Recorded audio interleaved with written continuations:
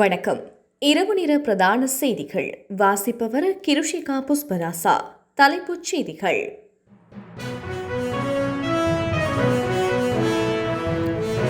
எதிர்க்கட்சிகள் ஒன்றிணைந்து அரசாங்கத்தை வீட்டுக்கு அனுப்புவோம். பாராளுமன்ற உறுப்பினர் MA சுமந்திரன் தெரிவிப்பு. பாதிக்கப்பட்ட மீனவர்களுக்கு 5000 ரூபாய் கொடுப்பனவு. பிரதமர் மஹிந்த ராஜபக்ஷ. அரசு பதவி போட்டி பரீட்சைக்கான விண்ணப்பங்களை ஏற்றுக்கொள்ளும் இறுதி திகதி நீடிப்பு. மலையக மக்களையும் ஒடுக்கும் செயல்பாடுகளை தற்போதைய அரசாங்கம் மேற்கொண்டு வருகின்றது. MP கஜேந்திரகுமார் பொன்னம்பலம். ஸ்ப்ரே வடிவில் கொரோனா தடுப்பு மருந்து சீனாவில் கண்டுபிடிப்பு. சிரியாவில் மருத்துவமனை மீது பயங்கரவாத தாக்குதல், 18 பேர் பலி. யூரோ கிண்ண கால்பந்தாட்ட போட்டி ரஷ்யாவுடனான போட்டியில் பெல்ஜியம் அணி வெற்றி. உள்நாட்டு செய்திகள். எதிர்க்கட்சிகள் ஒன்றிணைந்து அரசாங்கத்தை வீட்டுக்கு அனுப்புவோம். பாராளுமன்ற உறுப்பினர் MA சுமந்திரன் தெரிவிப்பு. தற்போதைய ஆட்சியாளர்கள் தமது கோரமான ஆட்சியினை கைவிடாவிட்டால் எதிர்க்கட்சிகள் ஒன்றிணைந்து அரசாங்கத்தை வீட்டுக்கு அனுப்புவோம் என தமிழ் தேசிய கூட்டமைப்பின் நாடாளுமன்ற உறுப்பினர் ஜனாதிபதி சட்டத்தரணி MA சுமந்திரன் தெரிவித்துள்ளார். இன்றைய தினம் யாழ்ப்பாணத்தில் நடாத்திய ஊடகவியலாளர் சந்திப்பின் போதே MA சுமந்திரன் இவ்வாறு தெரிவித்துள்ளார். அவர் மேலும் தெரிவிக்கையில், தற்போதைய அரசாங்கமானது மக்கள் மீது அடக்குமுறைகளை வன்முறைகளை பிரயோகித்து மக்களை அடக்கியாள நினைக்கின்றது. அதாவது குடும்ப ஆட்சியை நிலைநிறுத்துவதற்கு பாடுபடுகிறது. அதனை ஏற்றுக்கொள்ள முடியாது. இந்த அரசாங்கம் எதிர்காலத்திலாவது சரியான முறையில் செயல்படாவிட்டால் அரசாங்கத்தை வீட்டுக்கு அனுப்பும் செயல்பாட்டில் நாங்கள் ஏனைய எதிர்க்கட்சிகளுடன் இணைந்து அதற்குரிய வேலை திட்டத்தை முன்னெடுப்போம். எனவே இந்த அரசாங்கமானது கடும்போக்கை கைவிட்டு அடக்குமுறையை விட்டு குடும்ப ஆட்சி முறையினையும் கைவிட்டு செயல்பட வேண்டும். குடும்ப ஆட்சி தொடரக்கூடாது. மக்களால் தெரிவு செய்யப்பட்ட பிரதிநிதிகளுடைய பங்களிப்போடு அது எதிர்க்கட்சியாக இருந்தாலும் அவர்களுடன் சேர்ந்து ஆட்சி நடத்துவதற்கு அரசாங்கம் முன்வர வேண்டும். தற்போதுள்ள கொரோனா நிலைமையினை கட்டுப்படுத்துவதற்கு இந்த அரசாங்கத்தினால் எந்தவிதமான தகுந்த நடவடிக்கையும் முன்னெடுக்கப்படவில்லை. பயண தடை என்கிறார்கள், ஊரடங்கு என்கிறார்கள், ஆனால் ஒழுங்கான நடைமுறை பின்பற்றப்படவில்லை. வீதிகளில் மக்கள் பயணிக்கின்றார்கள். அத்தியாவசிய தேவை என கூறி அனைவரும் வீதிகளில் நடமாடுகின்றார்கள். எனவே இந்த அரசானது இந்த கொடிய நோயை கட்டுப்படுத்துவதற்கு தகுந்த எந்த நடவடிக்கையினையும் எடுக்கவில்லை. அதற்குரிய பொறுப்பினை சம்பந்தப்பட்ட தரப்பினர் ஏற்றுக்கொள்ள வேண்டும். அதாவது சுகாதார அமைச்சு மற்றும் அதனோடு சம்பந்தப்பட்டு இணைந்த அமைச்சுக்களும் இந்த விடயம் தொடர்பில் அக்கறை செலுத்த வேண்டும். சுகாதார அமைச்சுக்குள்ள அதிகாரத்தினை வேறு யாராவது பாவிக்கிறார்களா அல்லது வேறு என்ன நடைபெறுகிறது என்பது எமக்கு புரியவில்லை. ஆனால் இந்த விடயங்கள் தொடர்பில் யாராவது ஒருவர் பொறுப்பு கூற முன்வர வேண்டும். இல்லையென்றால் அவர்கள் மக்களின் உயிரை காப்பாற்றுவதற்காக தங்களின் பதவிகளை ராஜினாமா செய்யலாம் என தெரிவித்தார். பாதிக்கப்பட்ட மீனவர்களுக்கு 5000 ரூபாய் கொடுப்பனவு. பிரதமர் மஹிந்த ராஜபக்ஷ. கொழும்பு துறைமுகத்துக்கு அருகாமையில் எக்ஸ்பிரஸ் பேர்ல் கப்பல் விபத்துக்குள்ளானதால் பாதிக்கப்பட்டுள்ள மீனவர்களுக்கு 5000 ரூபாய் கொடுப்பனவை வழங்கும் நடவடிக்கை நாளை முதல் இடம்பெறும் என பிரதமர் மஹிந்த ராஜபக்ஷ தெரிவித்துள்ளார். பாணந்துறை முதல் நீர்கொழும்பு வரையான கடற்பகுதியில் விபத்துக்குள்ளான எக்ஸ்பிரஸ் பேர்ல் கப்பலினால் ஏற்பட்ட பாதிப்பு காரணமாக மீன்பிடி நடவடிக்கைகளில் ஈடுபட முடியாதுள்ளது.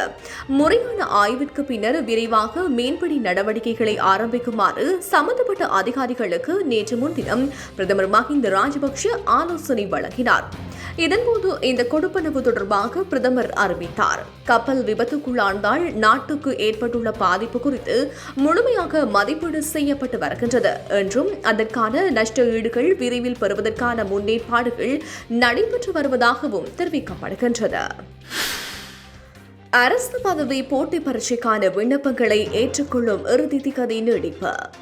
நாட்டில் கொரோனா அச்சுறுத்தல் காரணமாக பயண கட்டுப்பாடு அமுலில் இருக்கும் இக்காலகட்டத்தில் அரசு பதவிக்கான வெற்றிடங்களை நிரப்ப போட்டி பரீட்சைக்கான விண்ணப்பங்கள் கோரப்பட்டுள்ள நிலையில் விண்ணப்பங்களை ஏற்றுக்கொள்ளும் இறுதி திகதி நீடிக்கப்பட்டுள்ளது. இதன்படி விண்ணப்பங்களை பொறுப்பேற்கும் இறுதி நாள் எதிர்வரும் ஜூலை மாதம் 15ஆம் தேதி வரை நீடிக்கப்பட்டுள்ளது. மேலும் பொது சேவை ஆணைக்குழுவின் செயலாளர் MEP தயா செடரத் அறிக்கை ஒன்றை வெளியிட்டு இதனை தெரிவித்துள்ளார். குறித்த பரீட்சைகள் பின்வருமாறு: இலங்கை வெளிநாட்டு சேவையின் 3ஆம் வகுப்பு ஆட்சேர்ப்பு செய்வதற்காக திறந்த போட்டி பரீட்சை 2020-2021. நில பயன்பாட்டு கொள்கை திட்டமிடல் திணைக்களத்தின் நிர்வாக சேவைகள் பிரிவின் தரம் 3ஆம் வகுப்பு உதவி பணிப்பாளர் மாவட்ட நில பயன்பாடு பதவிக்கு வரையறுக்கப்பட்ட போட்டி பரீட்சை திகதி 2018-2021. வர்த்தக அமைச்சின் வர்த்தக திணைக்களத்தின் நிர்வாக சேவை பிரிவின் 3ஆம் தரத்தில் வர்த்தக உதவி பணிப்பாளர் பதவிக்கு ஆட்சேர்ப்பு செய்வதற்கான திறந்த போட்டி பரீட்சை 2021. தகுதி அடிப்படையில் மேலாண்மை சேவை அலுவலர் சேவையின் மிக உயர்ந்த தரத்திற்கு பதவி உயர்வு பெறுவதற்கான போட்டி பரீட்சை 2019-2020. மேலாண்மை சேவை அலுவலர் சேவையின் மிக உயர்ந்த தரத்திற்கு பதவி உயர்வுக்கான வரையறுக்கப்பட்ட போட்டி பரீட்சை 2019-2020. எனவே இப்பரீட்சைக்கான விண்ணப்பங்கள் குறிப்பிடப்பட்ட திகதியின்படி ஏற்றுக்கொள்ளப்படும். மலையக மக்களையும் ஒடுக்கும் செயல்பாடுகளை தற்போதைய அரசாங்கம் மேற்கொண்டு வருகின்றது. எம்பி கஜேந்திரகுமார் பொன்னம்பலம். மலையக மக்கள்களையும் ஒடுக்கும் செயல்பாடுகளை தற்போதைய அரசாங்கம் மேற்கொண்டு வருகின்றது.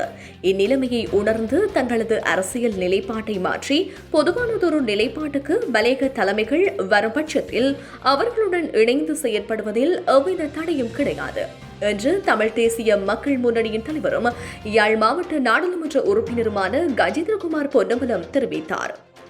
பொது முடக்கத்தால் வாழ்வாதாரம் பாதிக்கப்பட்டுள்ள மஸ்கெலிய பகுதியில் உள்ள சுமார் 600 குடும்பங்களுக்கு நிவாரணம் வழங்கும் திட்டத்தினை தமிழ் தேசிய மக்கள் முன்னணி இன்று முன்னெடுத்திருந்தது.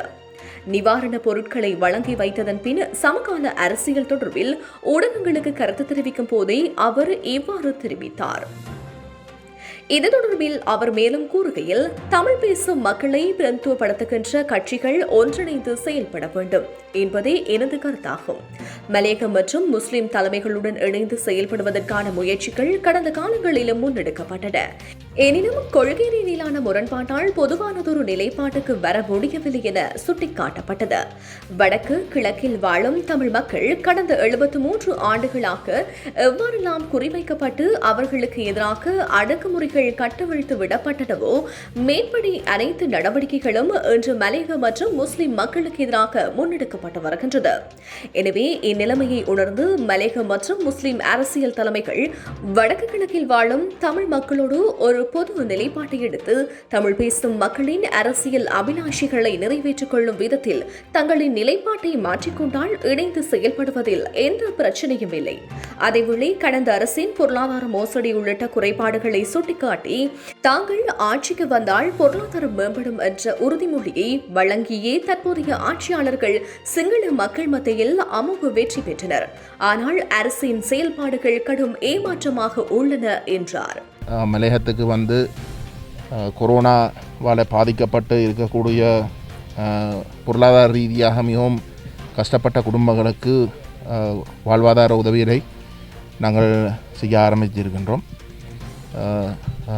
இது எம்மை பொறுத்தவரையிலே நாங்கள் இதை இன்னும் கூட்டி அடுத்த கட்டங்களுக்கு கொண்டு போகிறதுக்கு நாங்கள் உத்தேசித்திருக்கின்றோம். எங்களோட புலம்பெயர்ந்த தமிழ் மக்களும் இதை விரும்பி செய்கிறதுக்கு உடனடியாக உண்மையிலே நாங்கள் அவசரமாகத்தான் நாங்கள் இந்த ஒழுங்கலை செய்த நாங்கள் இதை செய்ததுக்கு பிற்பாடு மேலதிகமான ஆக்கப்பூர்வமான உதவிகளை நாங்கள் தொடர்ந்தும் செய்கிறதுக்கு எங்களாலே இயன்ற முயற்சிகளை நாங்கள் நிச்சயமாக எடுப்போம் என்று சொல்லக்கூடியதாக இருக்கின்றது. உலக செய்திகள். ஸ்ப்ரே வடிவில் கொரோனா தடுப்பு மருந்து சீனாவில் கண்டுபிடிப்பு. உலகளாவிய ரீதியில் அதிகரித்து வரும் கொரோனா பரவலுக்கு மத்தியில் தடுப்பூசி பல நாடுகளில் மக்களுக்கு செலுத்தப்பட்டு வருகின்றன. மேலும் பல தடுப்பு மருந்துகளின் தரத்தை மேம்படுத்த ஆராய்ச்சி மேற்கொள்ளப்படுகின்றன. அந்த வகையில் சீனாவின் நாசி துவாரத்தில் அடிக்கும் ஸ்ப்ரே வடிவில் ஒரு புதிய திரவநிலை தடுப்பு மருந்து உருவாக்கப்பட்டுள்ளது. இது பல நாடுகளை வியக்கச் செய்துள்ளது. வலி நிவாரண ஸ்ப்ரே போல இதனை நாசி துவாரத்தில் அனைவரும் அடித்துக் கொள்ளலாம். அமெரிக்க தடுப்பு மருந்துகளான ஃபைசர் மற்றும் மாரடோனா தடுப்பூசிகளும் ரஷ்ய தடுப்பூசியான ஸ்புட்னிக் வி வரை அனைத்தும் உருமாறி வரும் கொரோனா வைரஸை சமாளிக்க ஏற்ப விஞ்ஞான வளர்ச்சி அடைந்து வருகின்றது. இந்நிலையில் இந்த திரவ தடுப்பு மருந்தை சுவாசிப்பதன் மூலம் அது நுரையீரலுக்கு சென்று கொரோனா வைரஸ் தாக்கத்தை நுரையீரலிலிருந்து குறைக்கின்றது. 8.5 கோடி தடுப்பு மருந்துகள் சீனாவின் அனைத்து மாகாணங்களுக்கும் தற்போது விநியோகிக்கப்பட்டுள்ள நிலையில் இந்த தடுப்பு மருந்து ஸ்ப்ரே அனைவரது கவனத்தையும் கவர்ந்துள்ளது. விநியோக நடவடிக்கைகள் மேற்கொள்ளப்பட்டாலும் அந்த திரவநிலை தடுப்பு மருந்து இன்னும் சோதனை நிலையிலேயே உள்ளது. இது பயனளிப்பது உறுதிப்படுத்தப்படும் சந்தர்ப்பத்தில் இதனை பொதுமக்களுக்கு வழங்க சீன அரசு திட்டமிட்டுள்ளமை குறிப்பிடத்தக்கது. மீனவரை விழுங்கி மீண்டும் உமிழ்ந்த திமிங்கலம் அமெரிக்காவில் விசித்திர சம்பவம். உலகளவில் பல விசித்திரமான சம்பவங்கள் பல்வேறு நாடுகளில் இடம்பெற்று வருகின்றன.